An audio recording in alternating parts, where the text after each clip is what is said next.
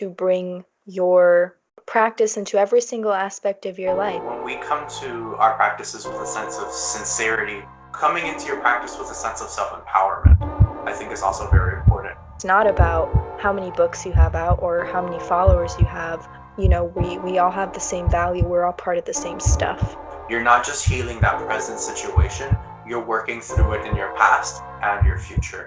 Your medicine could be someone else's poison, and their poison can be your medicine. Alrighty, hello everyone. Welcome back to the podcast. I'm here, Christian, aka the Atlantean Alchemist, with Viv, aka Lunar Faery Witch. It's so good to see you guys again. We are going to be talking about returning to nature and embracing the elements. First, I think we wanted to go over talking about like the genus loci, working with local spirits of nature. I feel like often there's a disconnect with people not working with their genus loci. I think it's because so many people live maybe in the cities or like in the suburbs where it's kind of been built in with the industrial aspects, and so you don't really feel connected to nature unless you went out like to a park or something. So it becomes a little bit more difficult. I know that some people kind of create the genus loci in their homes by kind of embodying and bringing in all these plant life into their home. That's something I'm trying to incorporate more of as well. How are you working with genus loci, Viv? So I do like to go out. I don't live in a rural area, which honestly I would love to someday. But in my area, there are a lot of trees. There are a lot of juniper trees. There's little weeds in the ground, and weeds are actually much more useful than you'd think a lot of the time. So I practice identifying plants. I do have a plant identification app called Picture This, but you shouldn't rely on those 100% because they can be inaccurate. So definitely like double check that with other sources and stuff like that. But my advice would be first step, take a walk out wherever you live. You're likely to find plants somewhere, whether you go to a park or perhaps in your neighborhood if it's not too industrialized. And you can really identify some useful plants. So for me personally, juniper has become a huge part of my practice. It's a plant I use quite a bit. I make oils out of it. I use it for smoke cleansing, for protection. And so that's a plant that I've connected very strongly to simply by virtue of living next to it. So definitely that. Like you said, bringing plants in where I'll get potted plants or I'll plant seeds and then watch them grow. And you can kind of create your own genus loci around your home. I find that a lot of books and a lot of sources tend to emphasize plants from England, for example, especially books, the older books around Wicca, because that's where Wicca kind of was first established. So, which is wonderful. It's great. I love the plant life there, but not all of us live there. So I think it's really important to sometimes look past that and look at the plants around you because you can really build a very deep, meaningful connection with the plants around you, like I've done with juniper. Yeah, that's actually really cool. It brings me to the time when I just recently moved a few months ago. Having to get to know the genus loci here a lot better. I'm used to working with lake spirits because I had a huge lake outside my window when I used to live in an apartment complex. Now I'm working more with a tree spirit, and this reminds me back to when I was working with King Person. I'm still working with him, but he specifically for his vessel or his kind of representation in my home, he wanted a piece of the land.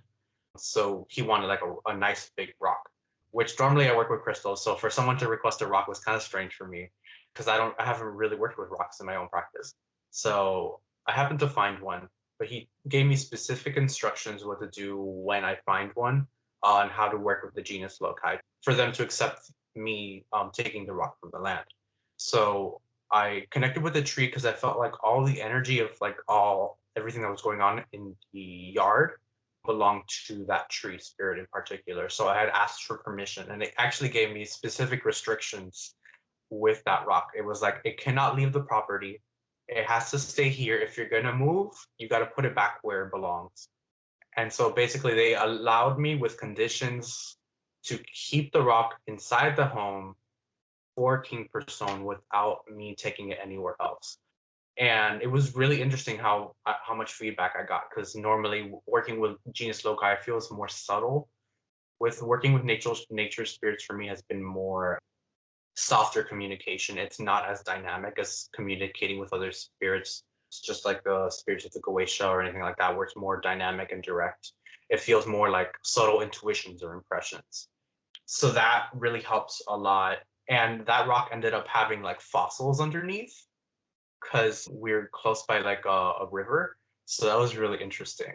And I'm still learning how to work better with the genus loci. I think a lot of my work with like Persephone and King Person has been coming through with that. It was my work with Lady Persephone that brought me all these plants into my home, and I'm hoping to add a lot more. I know we've added some like special Thailand flowers that are like of the family of turmeric to our home, which is really cool. And the tree in question is called the flamboyant tree. So it has like these very reddish orange flowers and reminds me of like a phoenix. And I even have like a little branch of that tree to connect with. So like even if I'm not out there in the blazing sun, I could connect it with the tree at home. That's really beautiful. And I love how you talked about the tree kind of giving permission, but with conditions, because it is super important to ask permission before you take anything. I think that some people skip over this step, but it's actually a fundamental part of not only connecting with the plants, but having respect for them. So I've been reading a really beautiful book called Braiding Sweetgrass by Robin Wall Kimmerer, and I just wanted to read to you guys the honorable harvest, the concept of the honorable harvest. If you want to reference it, it's on page 178, but it goes like this. Know the ways of the ones who take care of you so that you may take care of them. Introduce yourself. Be accountable as the one who comes asking for life. Ask permission before taking. Abide by the answer. Never take the first, never take the last. Take only what you need. Take only that which is given. Never take more than half. Leave some for others. Harvest in a way that minimizes harm. Use it respectfully. Never waste what you have taken. Share. Give thanks for what you have been given. Give a gift in reciprocity for what you have taken. Sustain the ones who sustain you, and the earth will last forever. And I really think that those are some really good guidelines for when you do work with plants and when you harvest them, because part of working with genus loci most likely is, maybe you find a patch of mugwort near your house and you want to harvest it. But I think that it's very important to follow similar guidelines where you ask permission, and if it's a no, it's a no, and that's okay. But I think that that's an essential part of building a relationship with the genus loci spirits, because stealing or disrespecting from the spirits that you're trying to connect with is going to do the opposite of what you want it to do. So as you connect with the genus loci, if you find that you want to harvest any plants like mugwort or juniper or whatever it is that's around you, that be sure to ask permission like Christian did, and be sure to at least give thanks and take only what you need, because that's super, super important. And it's really going to help you build reciprocity with the land. It's really going to help those spirits start to trust you more and have respect for you in return, and understand that you have respect for them, and you're going to build a much better relationship with them, at least in my opinion, through doing that. Now I really want that book. It sounds so good. I definitely recommend it to like everyone.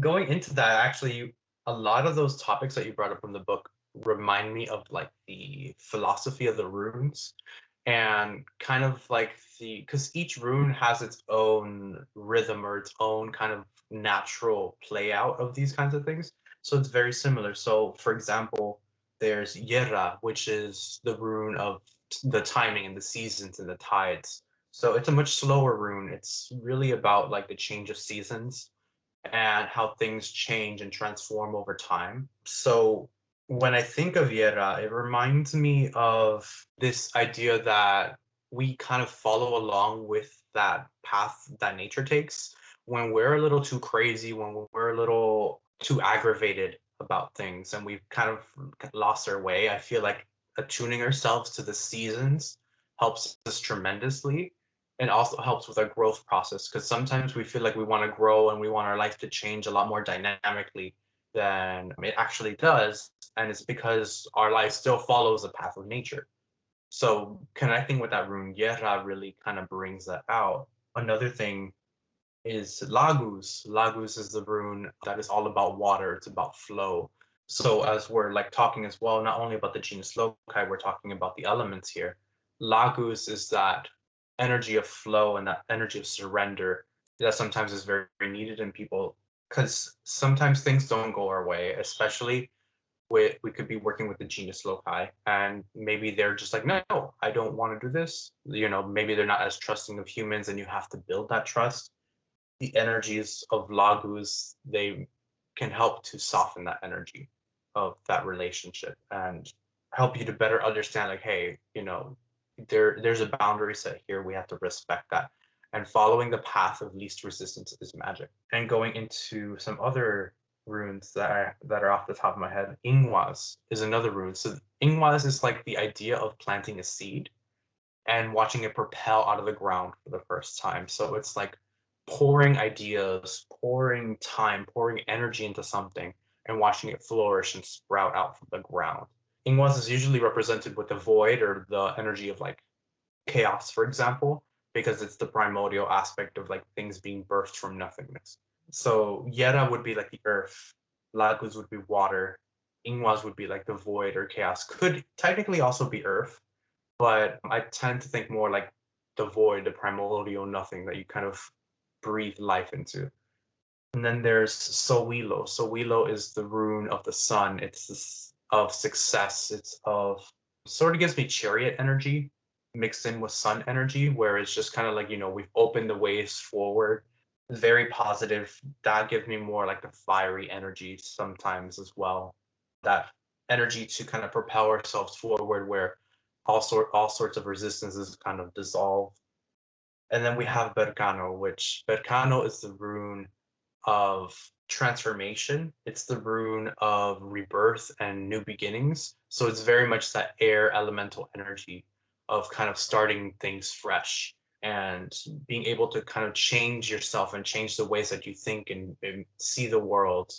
So these runes personally have helped me a lot with connecting with the elements. And another good alternative for the element of fire is Kenaz. But Kenaz is more about creative flames and illumination and clarity, which Sowilo also provides in a sense as well, being that the sun illuminates and melts the ice and the stagnancy of the mind. So these runes particularly have helped me a lot if you just meditate and kind of chant them, the pronunciation of these runes, and kind of picture it kind of glowing in your mind over time, connecting with those different elements is going to help you tremendously to kind of better understand the genus Loci and how they kind of operate because they're in touch with nature as well. They're attuned to it. They're a part of nature just as much as us. And sometimes we get lost and forget that when we're not grounded and in touch with the earth. I definitely like your point about us being a part of nature as well, because I think that's something a lot of people forget, where we talk about nature as if it's something other, like we're different, we're separate from nature, like nature is this, nature is that, and you know, in reality, we're not, we're part of nature, we're part of all of that. It's just that humans through industrialization have attempted to remove themselves from that sort of thing, and then people start romanticizing, you know, but they really, I think it's really important to remember that we're also a part of nature. I wanted to touch upon tarot cards for connecting with elements. It's a really easy, really simple way to connect with them. You can meditate with the card with the intent of connecting to a specific element. So for example, you can take the Ace of Cups or even the star card, honestly, because we're temperance. And you can connect with the water element through that. For example, you can take a Pentacles card, connect with the earth. You could take Ace of Swords or a good swords card and connect with air, and so on and so forth. So tarot cards are a great way to do that. You know, tarot cards can be used for more than just divination. They can be used to connect with elements or with specific archetypes, or in spell work. The book Magical Tarot by Robin Valentine is all about using tarot cards in spell work and their correspondences with that and stuff. So tarot cards are another good way to connect to different elements. And also your tools. So, you know, your athame, the athame blades in general are generally associated with air. Your rocks, your crystals, your salt even connected with earth. You could have a bowl of water. It could be rainwater, it could be moon water, it could be just regular water. It could be seashells to connect with water. And you can have, you know, a candle to connect with fire. So it's really very easy to find ways to connect with elements that are, you know, you don't have to build a bonfire or climb the top of a mountain or anything like that. Like, you can definitely connect with the elements within your home if that's the only option you have. And I really think that those are some good tools to meditate with as well, to connect with the elements. Yeah, that actually gives me a really good idea. I'm thinking of like taking the ace of like cups, swords, pentacles, and wands and kind of just putting it on the altar, like with the little tarot stands. I think that would be so cool to represent the elements. Because people always talk about, oh, have incense, have an athame, a chalice. And I think sometimes those are harder to obtain. Or like you can't always have the incense burning to represent air. I know some people use feathers, but I like the idea of just the tarot cards, like the aces, because I know like people talk about how those are the purest manifestations of those elements. So I really like that. Now I want to do that. But anyways, I did want to go over the topic of astrology in working with nature. So, in astrology, we have our dominant elements and we have our secondary elements. Our dominant elements are usually the ones that we are most empowered by. It's the elements that we manifest best by. So, for me, for example, that would be the element of fire and air. Those empower me, they fill me up and they strengthen me, but too much of it is a bad thing. And you can pick up on this. You'll be more irritable one day, or you're too in your head and you're just overthinking and you can't even sleep because of how much you're overthinking. That usually is an indication you have too much of one element within you. And to balance it out, you take on the other elements that are opposite to that. Usually it's going to be your secondary planets or your secondary elements. So that's, for me, is water and earth. I have only one water sign in my entire chart and a little bit of earth, even less so. So for me, it's water and earth that actually is healing, or is the elements that you would use for releasing things. So when people talk about releasing things to fire, it doesn't work for everyone. When your dominant element is fire, you're manifesting. While I do believe that you can use the intention of fire to release things, absolutely, that should still work for you because it's your home. You're being empowered by that home element for you. And so you're able to release using that element. But I feel that it's even more effective to use an element that is normally one that's used for healing and release work. So for me, that would be water, maybe flushing that name down a toilet, whatever you're going to do to release into the elements. Some people scatter things to the wind. It really depends. But look at your birth chart. It will give you a lot of indication about what elements are most predominant in you and which ones you're lacking. It'll give you a lot of insight. And did you want to go over the topic of personal correspondences? Yeah, definitely. Before I do that, I wanted to say that in modern demonology and the complete book of demonology, there's a elemental balancing ritual that I found pretty helpful. that kind of helps you balance out those different elements. So if you've read those books, or if you have that book, you can definitely check that out. So for personal correspondences, I do think that this topic can even get slightly controversial. But so here's my opinion. Personal correspondences are definitely valid, but they are UPG and should be treated as such. So if you're, tweeting that, I don't know, chamomile gives you energy as a correspondence. Well, if it does for you, you're very unique, but that is your UPG. So if you're going to like put that out there, make sure you specify that that's your UPG and not like a traditional correspondence. So I wanted to start off with that just like any other UPG, I feel like a lot of people treat personal correspondences as differently than they would their UPG, and it's kind of weird because, it's the same thing. It's just with plants.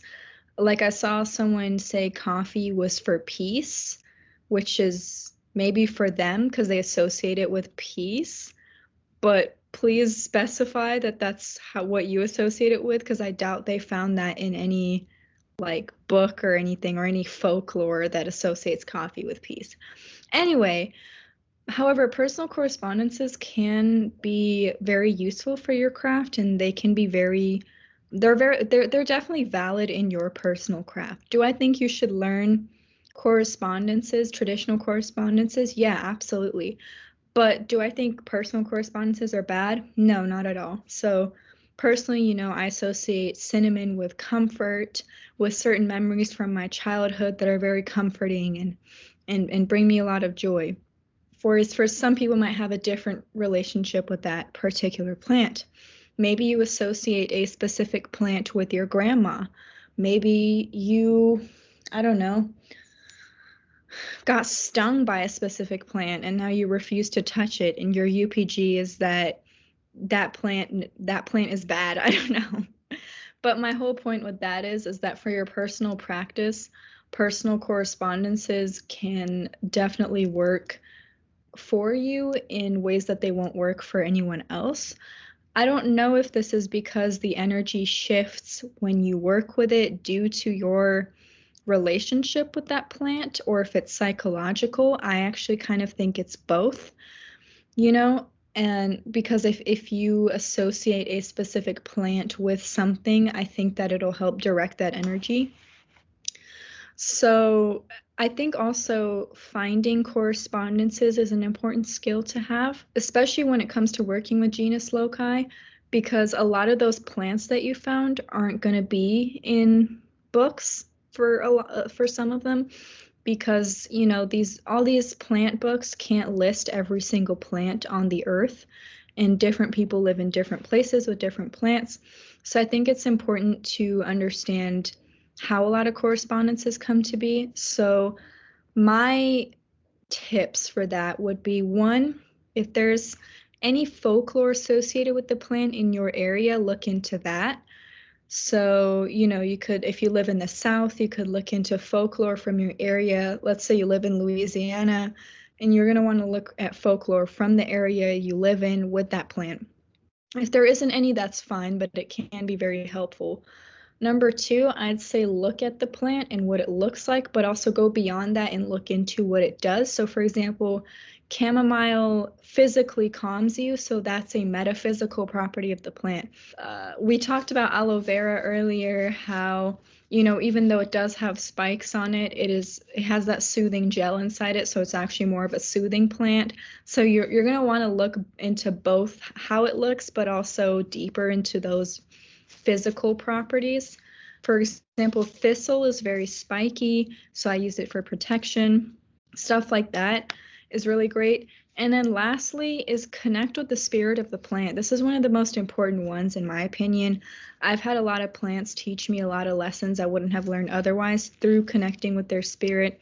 So sit and meditate with the plant, feel its energy. You might even, if you have this sort of internal clairvoyance, you might even see the plant as a spirit talking to you. You might just feel things from the plant. You might get clairsentience, a sense of knowing specific properties. So I do think that that's a really huge step, really important step that you can take, Of course, take precautions though. Please don't go like touching poison ivy and stuff like that. But if it's safe to touch, then I definitely recommend holding it or touching it and sort of meditating with it, because that's really important with any plant, in my opinion. That's interesting that you bring that up because you can't do it with every plant, like digesting a plant, but like even the herbs that we eat, I feel like by consuming them, we get to know them better, at least when we do it intentionally.